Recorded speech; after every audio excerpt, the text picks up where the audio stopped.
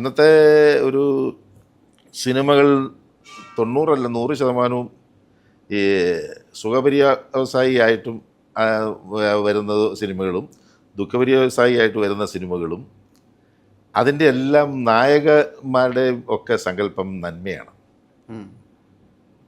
അപ്പം അവർ ആ നന്മ അല്ലെങ്കിൽ സമൂഹത്തിനൊരു നല്ലത് പറഞ്ഞു കൊടുക്കുക എന്നുള്ള ലക്ഷ്യത്തോടു കൂടിയാണ് വന്നിട്ടുള്ള സിനിമകളെല്ലാം.